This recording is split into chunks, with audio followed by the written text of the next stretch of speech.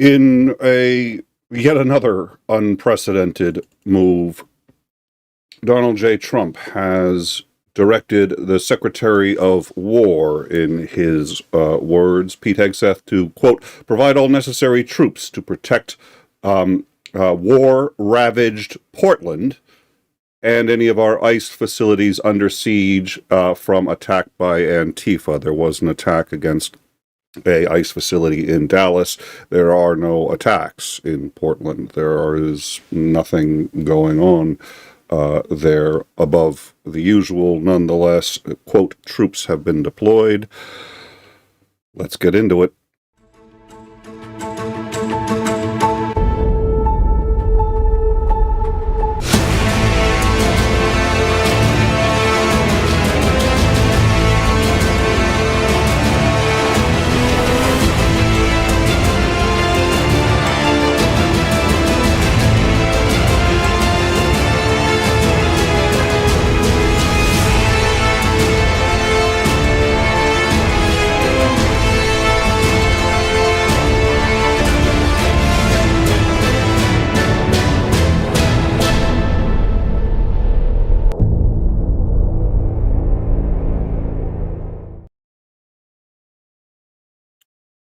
Hello, everyone. My name is Nicholas Lamar Suter, and this is In Time.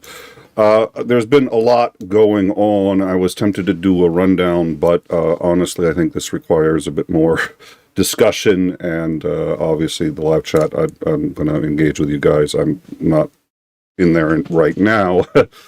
There's a lot to cover. Starting with, I think, what is going to be a primer for what is going on, and that I think is worth discussing. In fact, let me see if I can find this. I think this was it.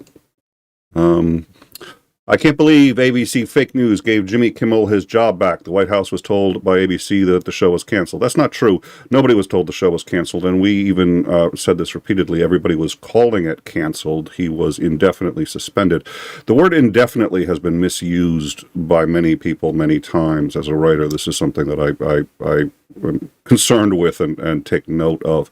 People often believe indefinitely means forever, that it's the same thing. No, it's indefinite. We do not know how long. So an indefinite suspension is not he was suspended forever, i.e. fired. It means he was suspended until further notice, and nobody knows how long.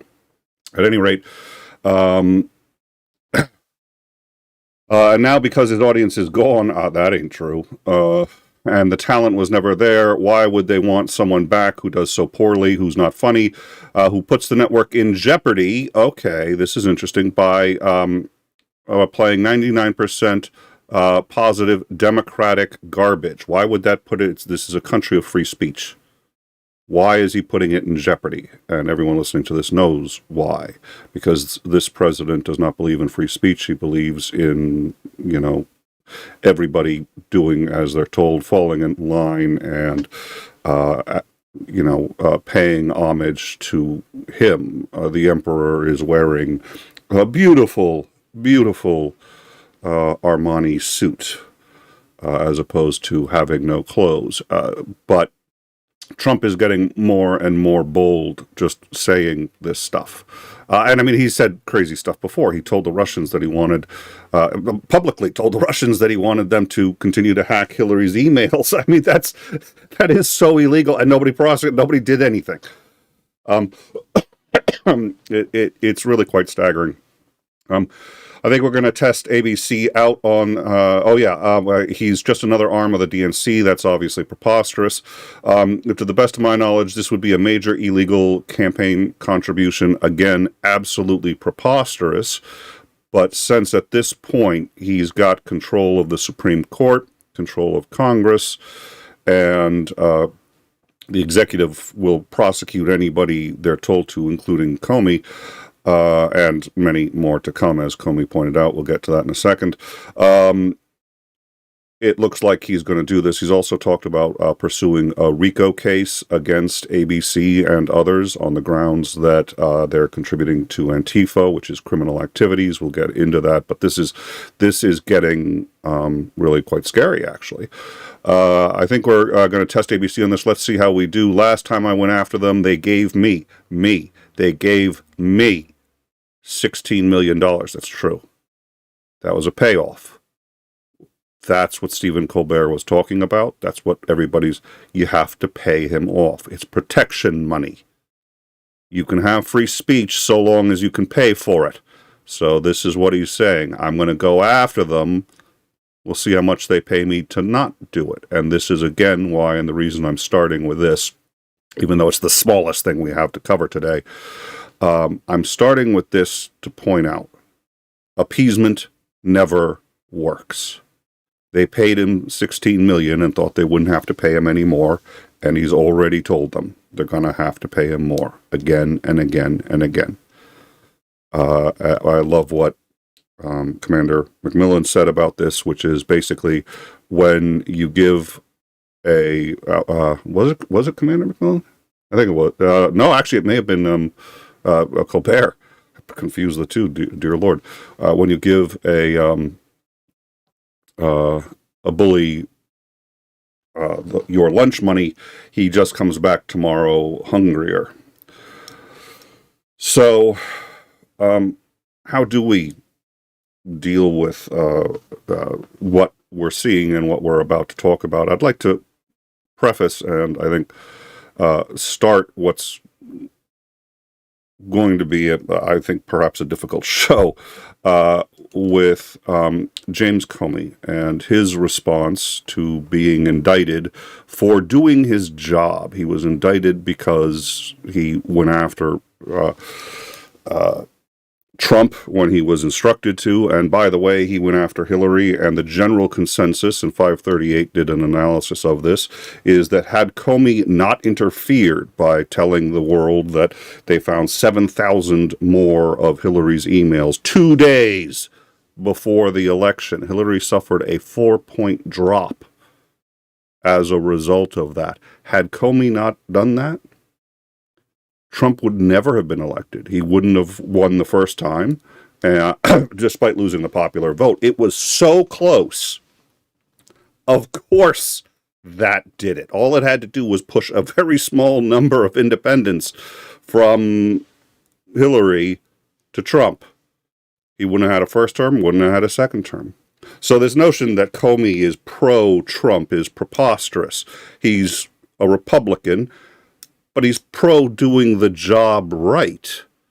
And by the way, he failed in that one because he violated FBI policy by releasing that information within 60 days of an election. He's talked about it many times. He has said that he would be devastated if he learned it changed the outcome of the election, but he felt he had to violate the policy for any number of he's talked about it. But this absurdity that's going on all over X, that he's somehow an agent of the left because he went after Trump. No, he went after Trump because Trump breaks the law.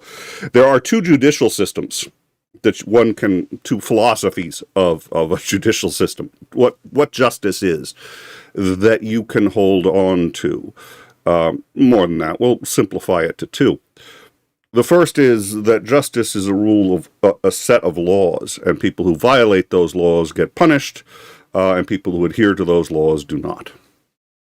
That's civilized society. The second is the mafia. It's the almost the rule of the jungle. It's actually not quite that bad because there is an actual sort of rule of an unwritten law, which is if you come after me, I'm coming after you, and we'll see who wins. And that's justice. That's justice. So Trump genuinely feels aggrieved by Comey because Comey came after him. Who's Comey to come after him? The first set of legal principles, that there's just laws that you don't break, Trump doesn't recognize those. He doesn't understand those. He doesn't care about those. What he cares about is backroom deals, and you're free to screw with him on those backroom deals if you want to, but then he's free to come at you with everything he's got. That's justice in the Trumpian worldview. It is terrifying, and it is growing rapidly in this country. This is James Comey's response to his indictment earlier this week. My family and I have known for years that there are costs to standing up to Donald Trump, but we couldn't imagine ourselves living any other way. We will not live on our knees, and you shouldn't either. Somebody that I love dearly recently said that fear is the tool of a tyrant, and she's right. But I'm not afraid, and I hope you're not either. I hope instead you are engaged, you are paying attention, and you will vote like your beloved country depends upon it, which it does. My heart is broken for the Department of Justice, but I have great confidence in the federal judicial system, and I'm innocent. So let's have a trial and keep the faith. That was James Comey on his indictment. He was a very highly respected by both parties former director of the FBI. He was assigned as an independent investigator to investigate any number of cases, and like all the most respected ones who are literally just doing their job. And he did his job doggedly against Hillary, and he did it doggedly against Trump. And that he reached two different conclusions might be because he's biased. Might also be because one of them committed a crime and the other one didn't. And he was very explicit in his report, which everybody who criticizes the Hillary emails, and we did a nick of time on the Hillary emails, on what the report contained, on what the evidence actually said. Not what Fox News said, which somehow constitutes evidence to a lot of people, but what actually happened. And she screwed up, but it's two different situations. To Trump, it's not. Whoever he goes after is guilty or not guilty in all cases. And it's sort of when Trump sends the FBI to indict someone, they're already guilty in his mind. He's already guilty. And people have asked him about that. And he couldn't get a prosecutor who would agree to indict Comey because there was so little evidence of anything. Nobody wanted to, and he's just like, no, he's already guilty because he crossed me. That was the crime. So we're going to go get him. So that is the world we live in. Interestingly, the president of Colombia spoke at the United Nations today. Was it today? I'm sorry, now I should check and see when it was. Let me, of course. So, where is, I think I'm, okay, here we are. Colombian President Gustavo Petro, it was this week, called at the UN for criminal proceedings against Donald Trump, whom he compared to Adolf Hitler, while speaking before the United Nations General Assembly. In his final speech on Tuesday, apologies, he said that the world is in a different situation than it was when he first addressed the international body in 2022. Colombia, by the way, has been our number one and strongest, most staunchest ally in the drug war. Admittedly, in the last few years, they haven't been doing as well. This is Trump. Not as well is not acceptable. The older societies in Europe is collapsing, and the United States is applauding its new Hitler. It's not listening to its own young people or its older people who died in the battlefields of Europe fighting against Hitler and fighting his criminal ideology. Today, the same thing is being done as Hitler did, building concentration camps for migrants. And it stated that migrants are an inferior, it stated, that migrants are an inferior race, and they blame them just like Hitler blamed the Jews. They're calling them drug traffickers and thieves and blowing them the fuck out of the water, I may add, as well. Civilians being attacked by the U.S. militarily. illegally, in violation of all international law, in violation of U.S. law, in violation of the Posse Comitatus Act, military killing civilians. So he also described Trump as an accomplice to genocide in regards to Gaza. Sounds reasonably accurate. It's a kind of Stone Age and descends on all humankind. He also criticized Donald Trump for denying climate change, which he did to the UN, saying that it was the biggest hoax in history. He also referenced the killing of, as of this moment, what we believe were fishermen in an unarmed boat. That we know. It was an unarmed boat that was blown out of the water in the Caribbean, and the death of 70,000 people in Gaza, which Donald Trump has perpetuated and enabled Benjamin Netanyahu to do. So, as and by the way, he also mentioned, he said that they may have been human traffickers, not drug traffickers. He doesn't claim to know, but he said if they were human traffickers, the people that he killed were people who were trying to escape abject poverty. And for that, they got a death sentence. And had they been drug traffickers, they would have been out in 5-10 years. They got a death sentence. Donald Trump has pulled the visa for the president of Colombia, who is no longer welcome on U.S. soil. This presents a problem because it is in violation of our contract with the UN. He is not permitted to do that. The reason is really quite simple. The UN is not on American soil. It's in New York. But the UN is its own special territory carved out. Now, when the UN was created, we naturally wanted the UN here because, well, golly gee whiz, we're the greatest country in all the world. And I'm glad that the UN is here. I think it should be here, actually. So I like that fact. But with that comes certain responsibilities, including the fact that we cannot let politics determine who we permit into the UN or not. It is impossible to get to the UN without going through U.S. territory. It's impossible. It can't be done. Even if you're going into U.S. waters from international water, you can go by boat, but you're still in the U.S. territory. So, the U.S. agreed never to revoke diplomatic credentials of anyone who is going to the UN or is speaking at the UN or in retaliation for something they say or do at the UN, which is not U.S. soil.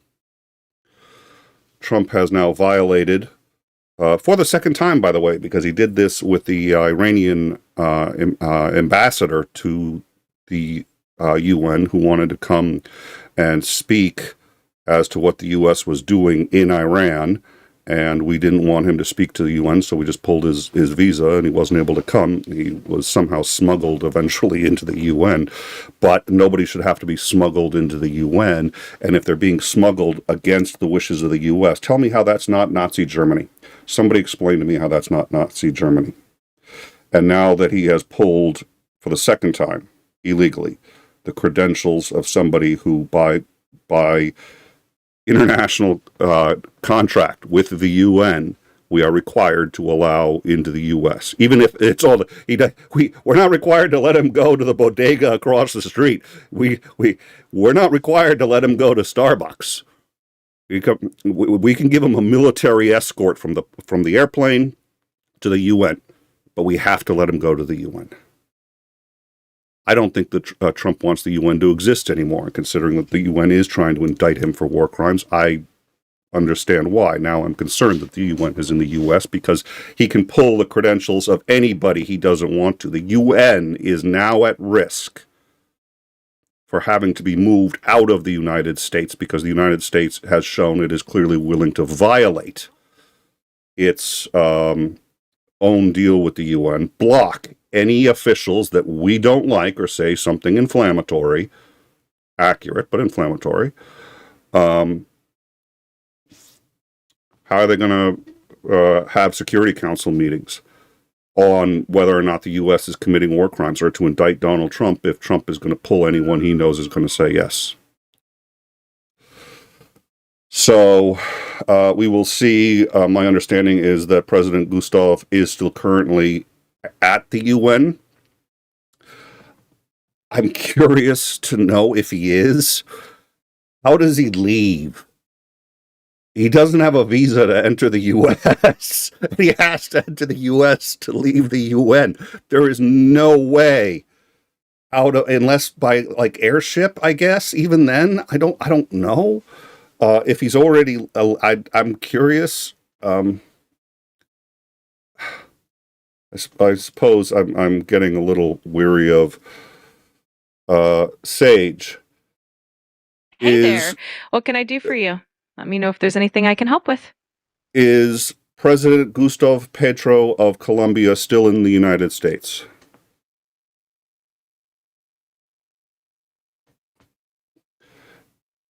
Is Colombian President Gustavo Petro still in the United States? Colombian President Gustavo Petro has already returned to Bogota. He got back on Saturday, September 27th, after attending the UN General Assembly in New York. All right, so he's not here. Good. Well, there you go. That's explicit. That's why I like Sage. I like Sage because we can get answers to questions like that real quick. And I'm going to be asking her a few more questions before this is done. All right, so that would have been. I'm sorry. I would have found that a little amusing if he had his credentials revoked while he's at the. Okay, so he's already back, and problem solved. Let me just quickly check the live chat. Actually, now that we've got a minute.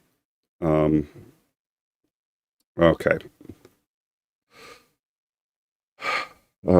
Perfect. Good. Yes. Good morning to everyone. And thank you all for joining us. And I know we haven't gotten yet to the meat of the matter, but there's a reason I'm approaching it this way. Because I want to build a case for what it is we're talking about. And Trump is the only president ever to have revoked the credentials of anyone trying to get into the UN. So he's not going to be able to come back and speak at the UN anymore. That's it. He's done. And again, Trump's threatening ABC. He's threatening. This is what he does. He does this with everybody. He treats people, media corporations, the U.S. government, foreign governments, presidents, and immigrants all the same. It's product to him, and the product / opportunity to extort money. Anyways, moving forward. Let's see. Oh, well, that's not quite what I meant to do. That's what happens when I just press buttons I shouldn't be pressing. Oh, dear Lord. Oh, that's why. Hey. All right. We're good. We'll have to get Dave on that. Either that or Sage has been preempted by Trump, which I'm starting to suspect she has. I'm getting interesting responses back on. We know that the AI from Twitter is having to be revamped so that it doesn't accurately convey information about the left. When somebody asks questions that are hostile to the right, the AI is being directed to not answer them as it's. Yeah, we don't use that AI. I'm not crazy, but all right. So, what is going on right now and for next week? Trump has called together every general and admiral in the entire United States military and summoned them to the United States. They are going to be meeting ostensibly at Quantico. Now, we have some articles on this on our Discord. You can look up more on it if you want to, but the general consensus from what I can tell from military experts is, and legal experts, that A, this is phenomenally stupid. You don't put all your generals and admirals in one place at one time, ever, for any reason. For any reason. And you don't let anyone know you're doing it if you're going to. So now this was a leak, but at any rate, this is what's happening. We've gotten some indications. The question is, was this just going to be performative? There's apparently going to be a video played about how to what a strong military looks like, and Hegseth, who has never been in combat, is going to tell admirals and generals what the warrior mentality is, and they're going to play a video on that. But we believe at this point that that is just window dressing, and that there is going to be some kind of loyalty pledge. Commander had suggested it's going to be closer to an NDA, which makes it more palatable. I am not as convinced. The reasoning behind Commander's argument, if I understand correctly, is that Trump has been using incrementalism so far, and it's gotten him quite far doing it that way, and so he's not going to be so bold as to do a true loyalty oath. He's not going to call it that. That I agree. But what is this? What's he going to say? My suspicion is that he is either going to declare martial law or do something similar along those lines. Why? Well, first of all, he's close already to doing it. He has just deployed a number of troops to both Portland and to Chicago. We are going to talk about that. But both of those appear to be in violation of posse comitatus. The Supreme Court has actually ruled against him doing that. The deployment of troops to Portland is interesting because he said troops. He didn't say National Guard. He said troops. There's a big difference between saying troops and saying National Guard. The National Guard are troops, but if you're just sending the National Guard, that's one thing. If you're sending troops, that's the National Guard, the Marines, the Army, the tanks, who knows what. But it's not just the National Guard. So the interesting thing is he's having this meeting on Tuesday, and I don't think that date is an accident. I really don't think that date's an accident, and I think you have to consider what's going to happen on Wednesday. Because if it's just an NDA he's making them sign, he can make them sign that anytime. He can make them sign that anytime. Why Tuesday? Right now, there's a government shutdown that is expected to happen on Wednesday. The reason it's expected to happen is this. The Republicans essentially want it to happen. And without the support of at least a few Republicans, Democrats can't stop it. There's no stopgap measure. Democrats also want it to happen, however, and the reason is because, in general, in the past, historically, when there is a government shutdown, it is the incumbent who is blamed for it. So they want to pass blame on for political gain and power. It's crystal clear to me, watching Trump, that he wants this shutdown more than anything. Why would he want the shutdown? The shutdown slows down anything that could try to stop him. The US Judiciary has already said that if there is a shutdown, they will not be able to maintain full operations past October 3rd.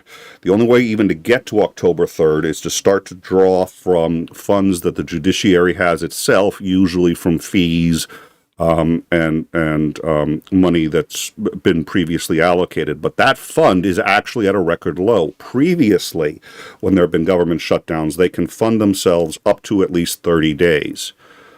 They can do it for about a week right now. And then they will shut down to sort of bare bones minimum. The federal judiciary will shut down. It is the only thing that has been keeping Trump in check till now, has been pushed back from the federal judiciary. Now, they're not going to shut down completely. They will continue. Let's see. Judge Robert Conrad, the director of the Administrative Office of U.S. Courts, said that they could maintain operations only through October 3rd. Now, he said operations, but which implies everything.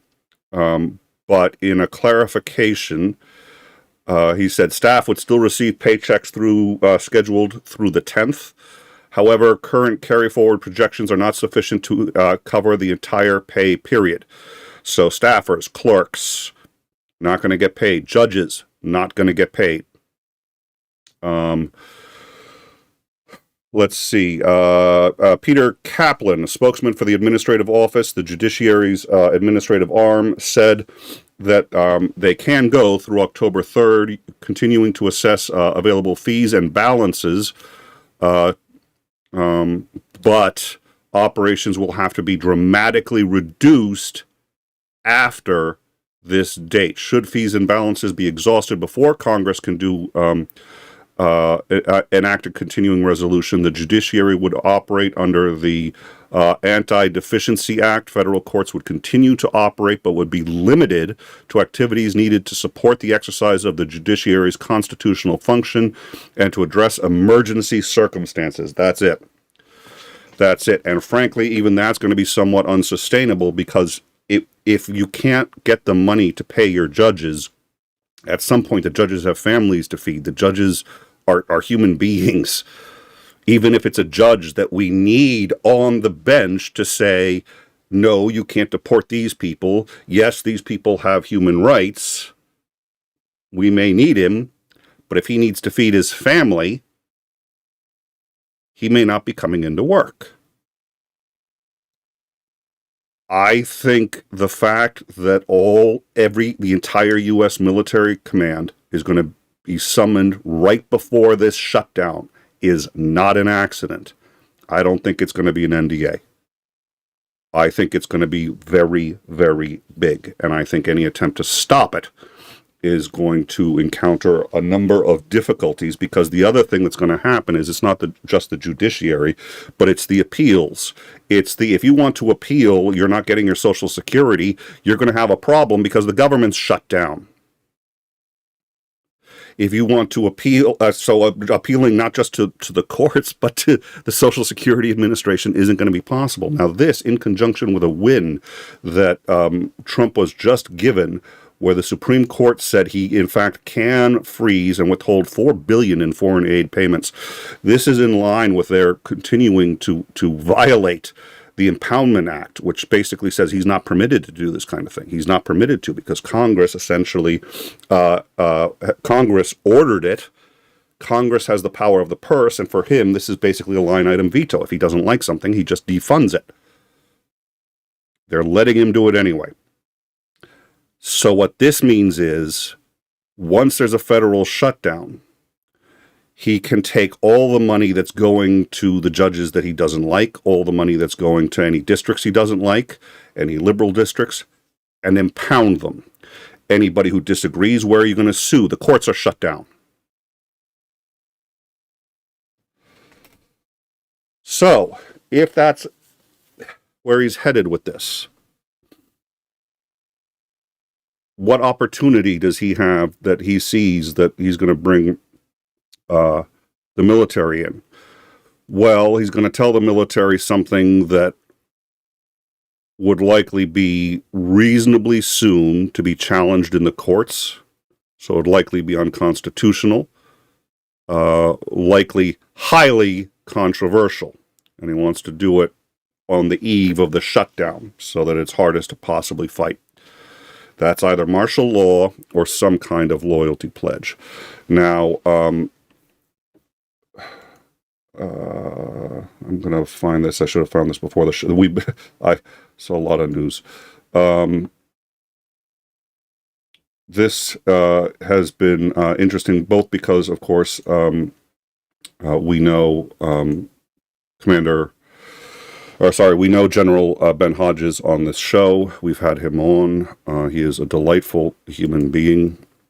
We really do need to have him on again. We've just been, we had planned to have him on again, and we ended up missing the dates. So, but I'd like to show everyone this, because Ben Hodges tweeted this. He is quite clearly concerned. And this is what he put out on his tweet.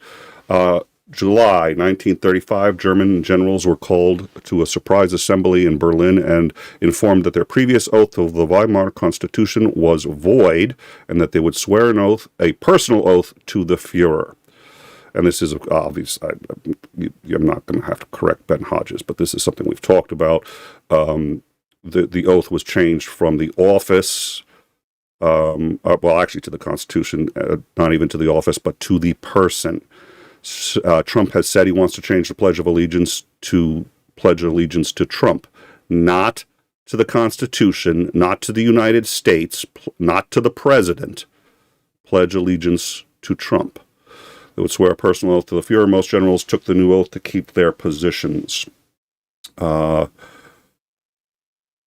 We've been going through articles from a number of different lawyers, especially JAG officers, who have basically said that, first of all, if you are in the military right now, you cannot trust your JAG officers, and the reason is because they will be facing the same problem, and if they decide to err on the side of keeping their jobs, their advice will be to tell you to do the same, whether it's constitutional or not.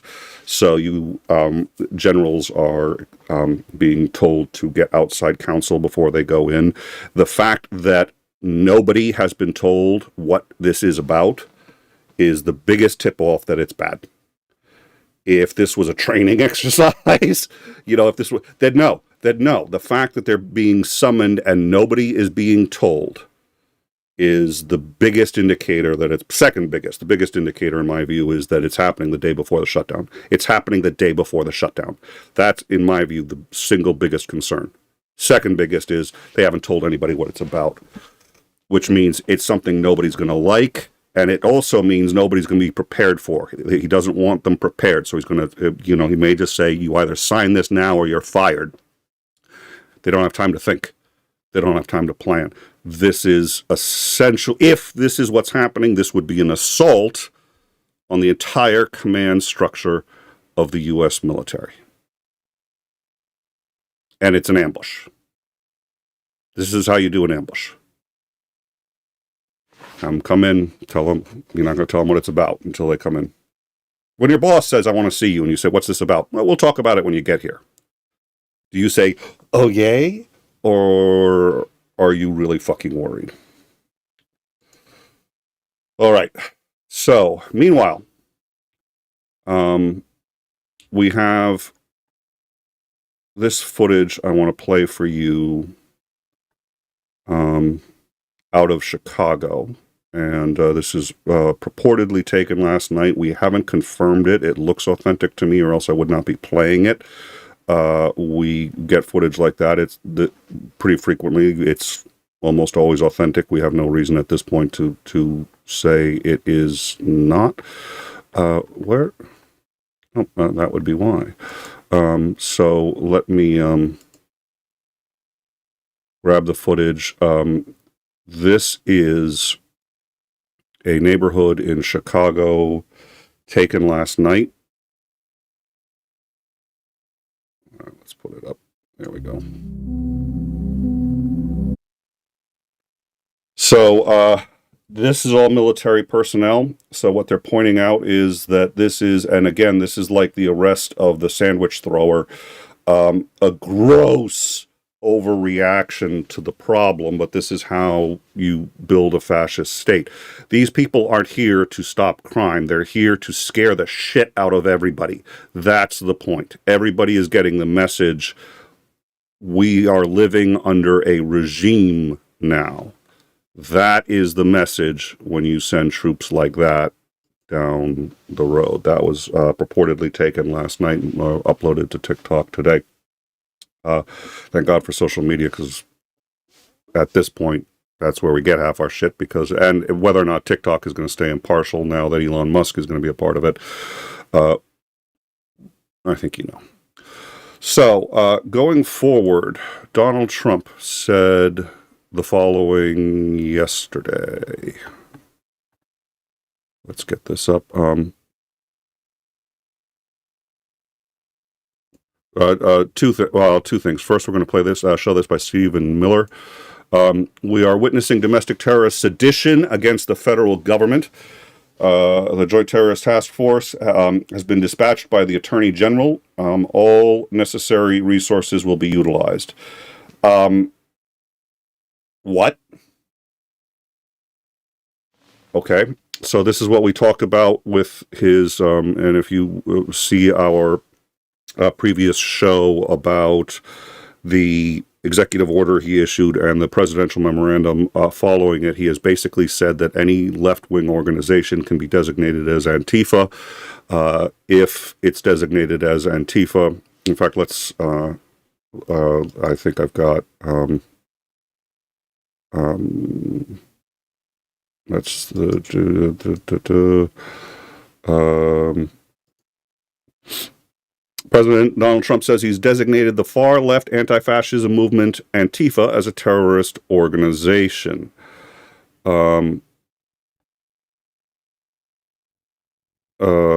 see. White House official told CNN this is just one of many actions the president will take to address left-wing organizations that fuel political violence.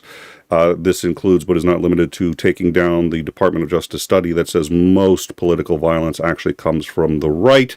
If you don't agree with me, look at January 6th. But Trump does what all authoritarians do, which is change the language to redefine it. Oh, they were patriots because they were trying to overthrow the democratically elected president. Okay. And anyone who points it out, like a comedian, well, we know what happens to them. Antifa, short for anti-fascists, is not a structured group, but rather more a nebulous social movement. And while it's illegal to provide material support to groups designated by the government as foreign terrorist organizations, it's not there's not an analogous law for domestic groups. And again, it's not a group. It's basically a social movement, but that's the joy, that's the joy of it for Trump, because he can take anybody who has any left-leaning ideals and say, you're Antifa. And by having previously declared that as a terrorist organization, and we already know what he can do to terrorists, because or people that he's declared as terrorist organizations, because he's blown up the boats of fishermen and or people just trying to get into the United States. I've asked Pam to look into this in terms of RICO cases, bringing racketeering cases against left-wing organizations. He's said that he's also going to pull the funding for left-wing liberal nonprofit organizations. He's said that he's going to revoke tax-exempt status for liberal nonprofit organizations, and the Attorney General has raised the prospect of bringing criminal charges. So this would be the ACLU, this would be any number of organizations. He's already targeted newspapers. I think all of this is going to come to a head on Tuesday. And again, by that point, any reporters who will be permitted in the room will already have signed what we've been calling the loyalty pledge. It's not a loyalty pledge, but it's the instruction from Pete Hegseth saying that anyone covering the DOJ in any capacity can only release that which has been pre-authorized by the DOJ, meaning they can't do any investigative reporting or report on anything they see. All they can do is re-release press releases made for them by the DOJ. That's it. That's all any reporter can do. So this looks to me, and this looks to me like this is coming to a very serious head on Tuesday and Wednesday. So in the wake of that, we've gotten,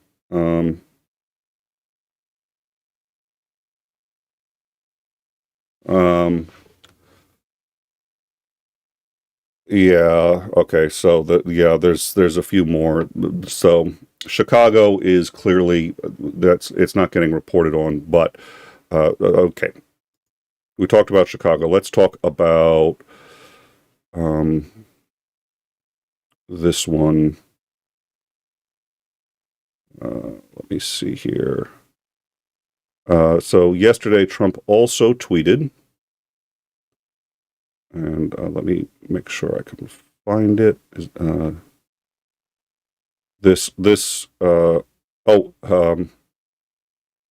I did fail to mention. So, Hodges talked about this. Cool story, General, says Pete Hegseth. Holy shit. Pete Hegseth should not have responded to that at all. I mean, you're basically being accused of about to force a loyalty oath by Ben Hodges, who, by the way, for those of you who don't know, Ben Hodges was the number 2. He was a 4-star general, the number 2 man in the U.S. military. He was Supreme Commander of all U.S. military forces in Europe. He also was the Supreme Commander of all NATO ground forces worldwide. He knows what the hell he's talking about.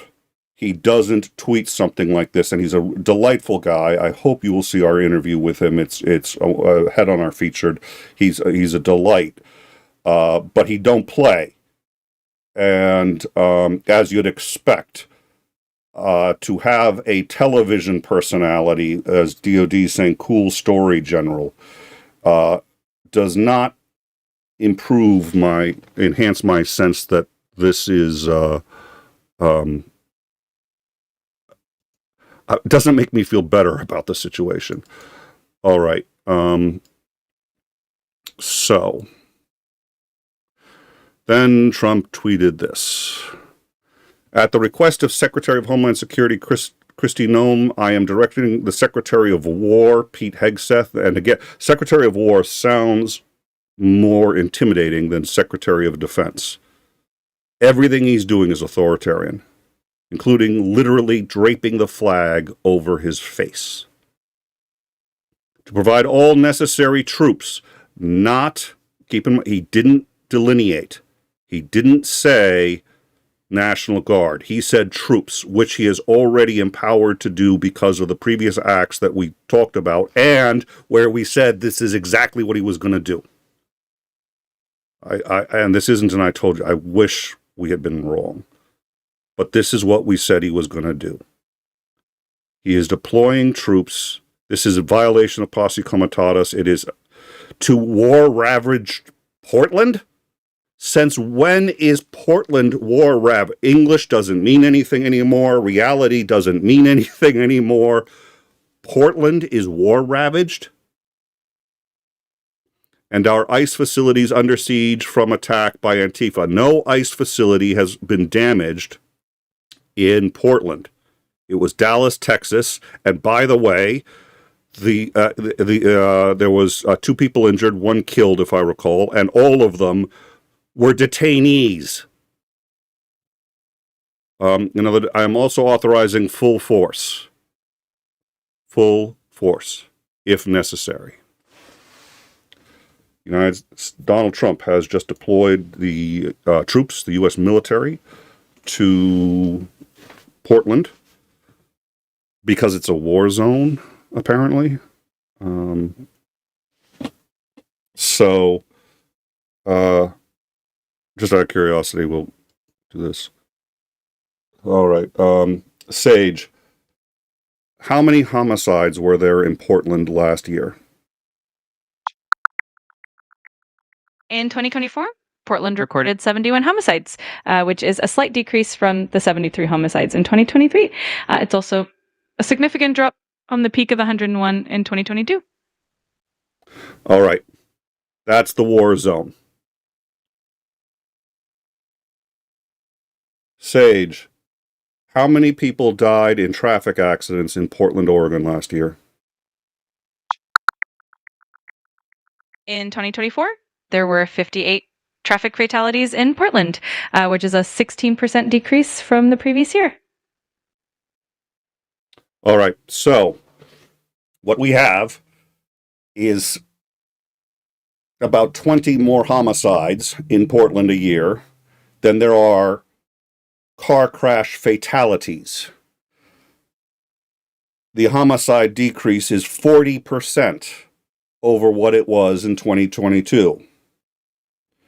It's a war zone, and he is deploying everything.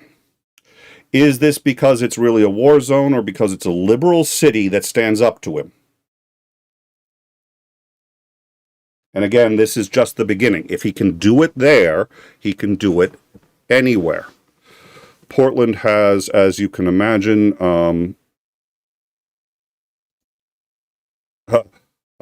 been very upset by this. The White House has not provided additional clarification on what full force means or which troops would be sent to the city. As I said, we already showed you this footage. I'm going to show you this again. I'm sorry. This is just, so this is, I believe, Chicago yesterday. And that is a display of force. This is why dictators have military parades. It's to scare the shit out of everybody, so everyone's too scared to speak up. By the way, I think it was 2 or 3 days ago, and ICE was detaining a man. The man's wife tried to intervene, and she was brutally shoved against a wall, thrown to the floor, and kicked. Now, the ICE officer responsible has been removed. But the only reason he was removed was because that incident was video recorded and played. If that recording hadn't have been there, nobody else in the ICE team would have reported the action. They wouldn't have turned on their own guy. And everybody, the whole point of this is to terrify everybody else so much that they can get away with shit like this. And we've played other footage of ICE doing this. ICE is not receiving proper training. They are pulling people basically out. South Park did a great thing when Mr. Mackey's just like, oh, I need money, I'll join ICE. And they're like, do you have lungs? Yes. Are you breathing? Yes. Can you walk? Yes. Boom. And they're taking January 6ers, who are, by the way, people who convicted, who literally broke into Congress and were talking about hanging Mike Pence, the Vice President of the United States. I can't believe anything I'm saying isn't controversial or wouldn't scare the shit out of anybody listening to it. I know most of the people listening are probably on the left. The people on the right are like, oh, there isn't too much of a big deal, except for Zandring, who's as scared as all of us. Because Zandring has a brain. Don't tell him I said that. Hopefully he's not in the live chat.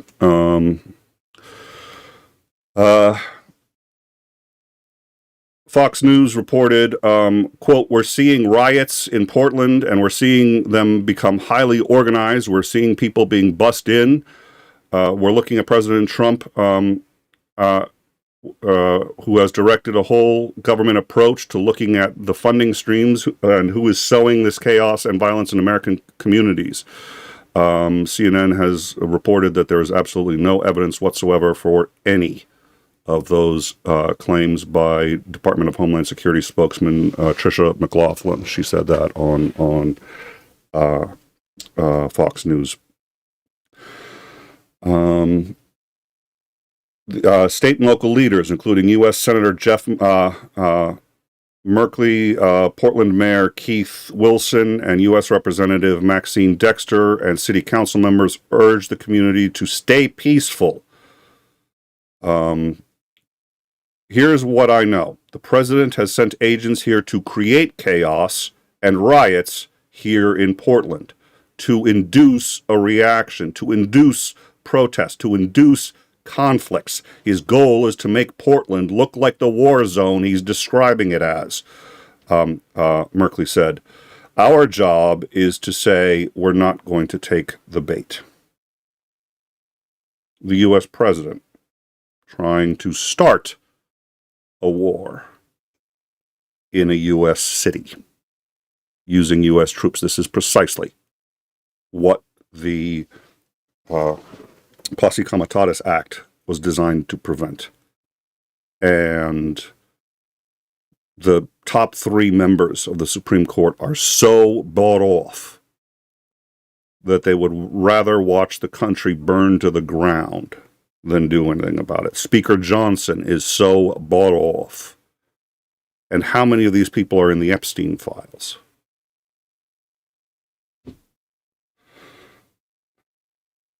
Imagine, said the mayor of Portland, if the federal government sent hundreds of engineers or teachers or outreach workers to Portland instead of short, expensive, fruitless shows of force.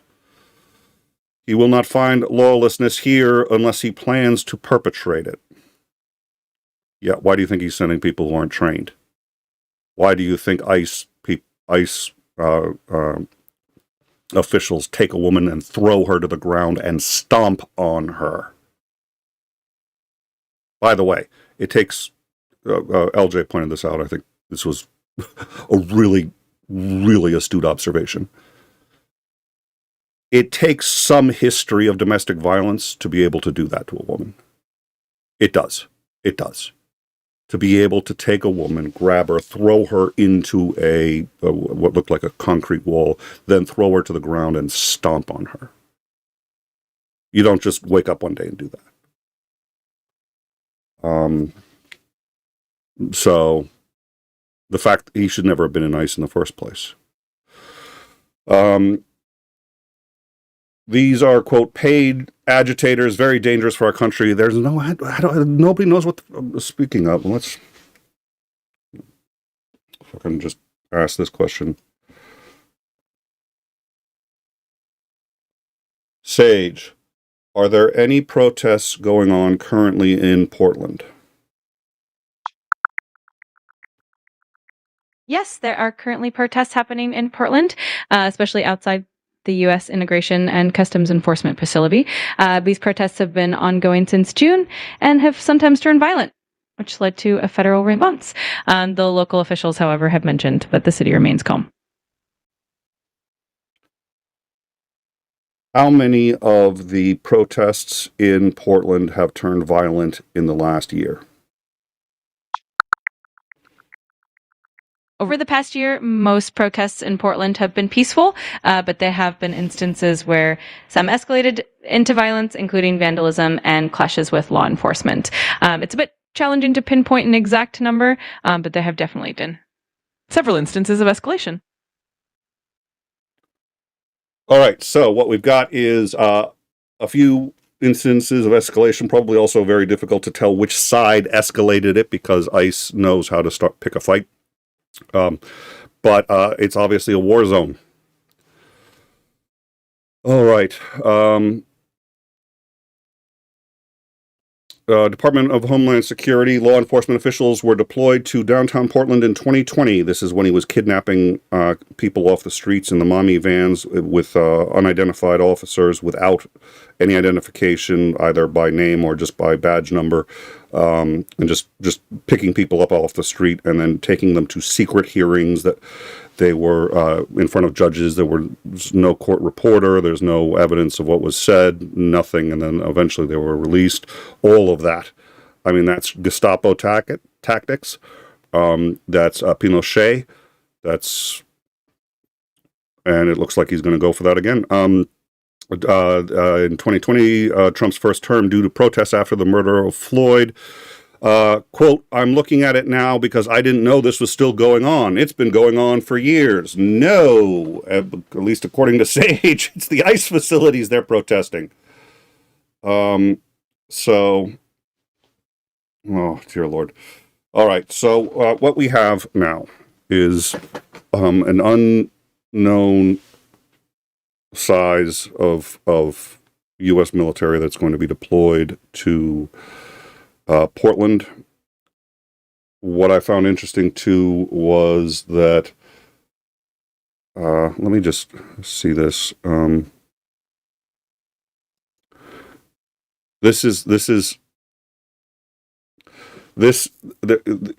parse the language here, and it's very important.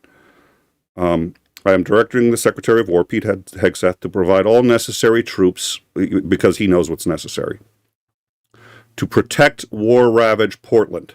Okay, the troops are to protect the entire city. So they're going to be in the neighborhoods. They're going to be... People have been reporting this and saying that they're just going to the ICE facilities. No, the ICE facilities is a conjunction. It's an and. It's tacked on at the end. And any of our ICE facilities under siege. The troops are going, quote, to protect war-ravaged Portland. Full stop. Trump, who doesn't know punctuation like actually put in the comma there so you know that's why they're going. They are also going to protect the ICE facilities. But that doesn't even appear to be their primary reason for going there. When are they going to go? I don't know. I assume reasonably soon. But again, we're heading into the weekend, Monday, then Tuesday. Send them in Monday, have them start, or send them in Tuesday, have them start a lot of trouble. That's going to suck up the entire news cycle for whatever he tells the generals on Tuesday. Then the entire government shuts down on Wednesday. That's what we're looking at, folks. And the reason we started with the smaller stories, although the idea that he could just cut everybody out of the UN, especially if the government's shut down, because if the government shuts down, that's the FAA shuts down eventually. Not right away, but he could make it right away because he can impound any money he wants. He now has full control of the federal budget thanks to the Supreme Court. So,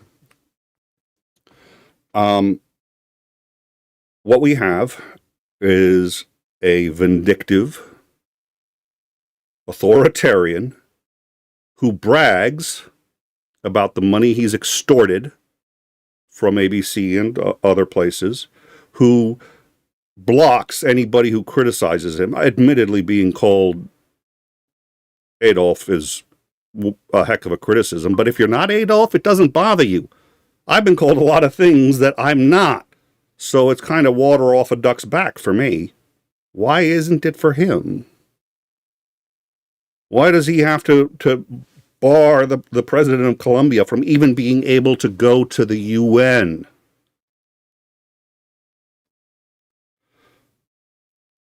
We have done this show for a while. World War III has been the trending hashtag 6 or 7 times. Most of you have been around for that. I was very proud of our coverage of when Iran was sending missiles into the Green Zone in Iraq.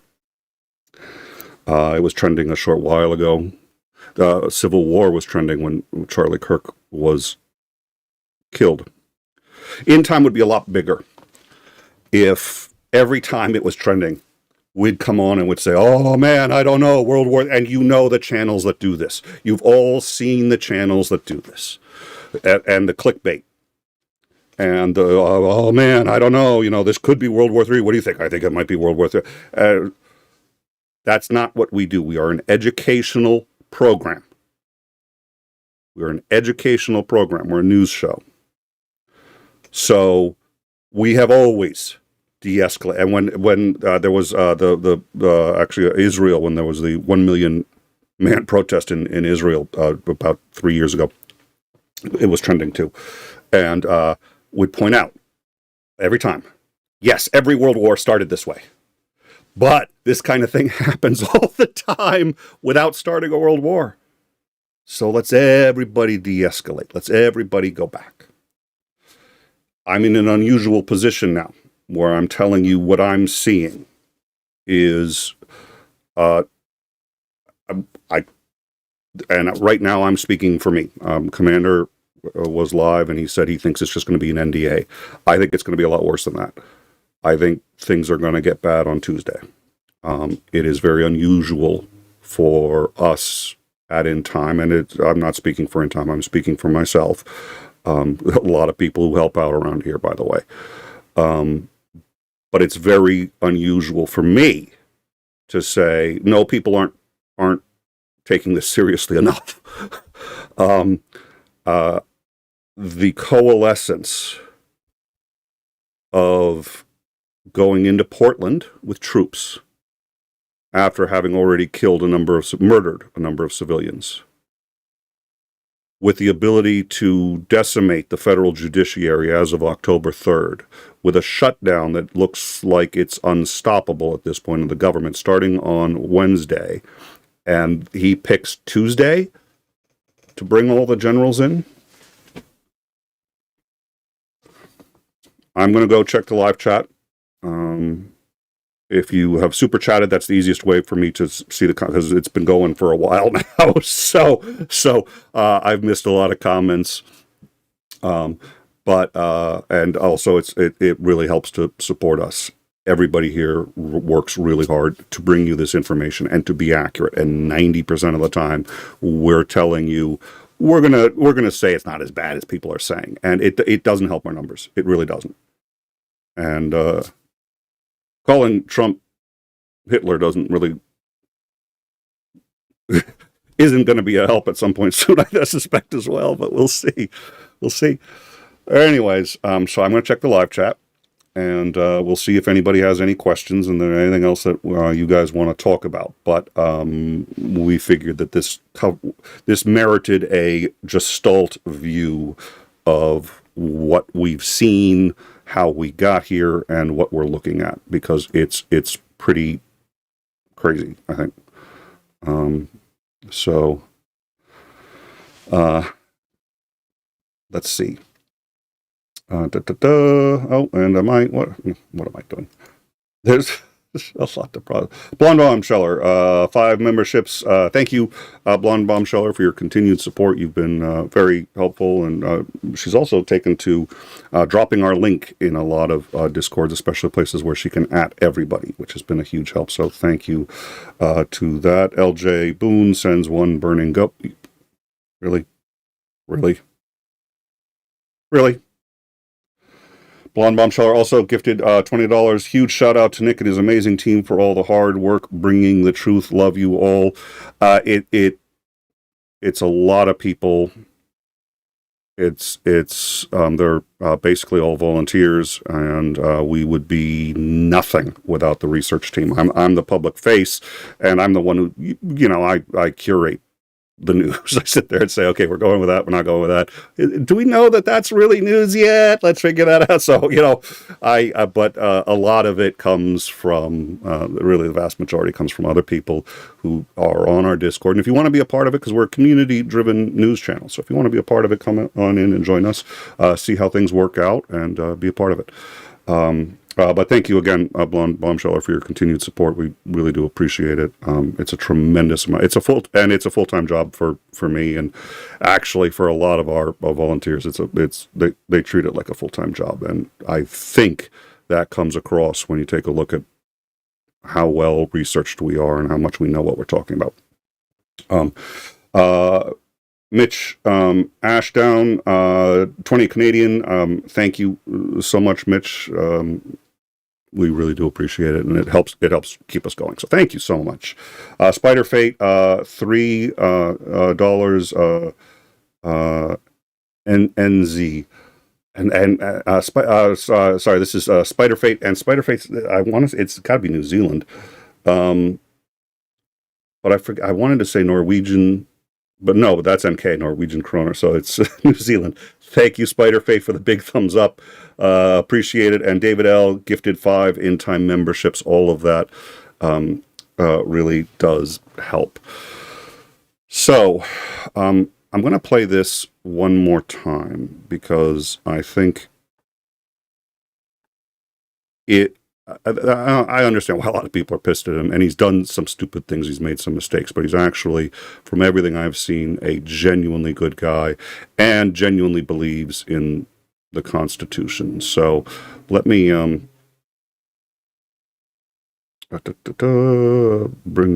me do this one more time here. Oh, no, that's the wrong. My family and I have known for years that there are costs to standing up to Donald Trump. But we couldn't imagine ourselves living any other way.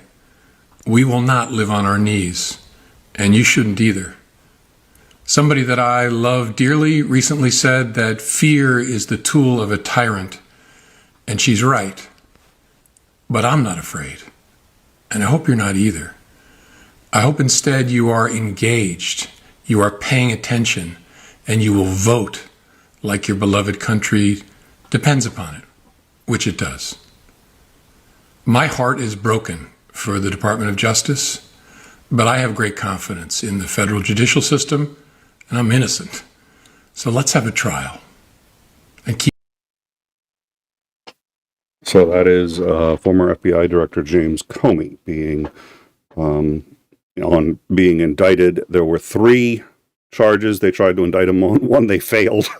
That gives you an idea. The bar to indict someone is so low that in general it's just sort of seen as performative. They're just like, you go to a grand jury, you give them, you need to have I think it's probable cause to believe that an indictment is possible. Sorry, not an indictment, a conviction is possible. That's it, that a conviction is possible. You don't have to go beyond a reasonable, you don't even have to go beyond a preponderance of the evidence, just that it's technically possible to convict the person. And they came up with 3 charges against Comey, and on one of them they failed to meet that, and on the other 2 they cleared that bar. Congratulations. Pyro, Kurt, $10. Portland Mayor Wilson said the number of necessary troops is 0. Yeah. You'd think Trump would listen to the mayors and governors, and because he's the president of the people, and these are our representatives too. It's funny when he's a states' rights guy, and when he's he's not for small government. People who thought they were getting small government. By the way, the number of requisitions from the Department of Defense for ballistic cloth and other equipment necessary in the training of, in the equipping of troops, especially Marines, has tripled. And it's so high that nobody's manufacturing enough to equip them. But my question is, why does Trump think he needs that much? We're not at war. Why is the DOD requesting these supplies?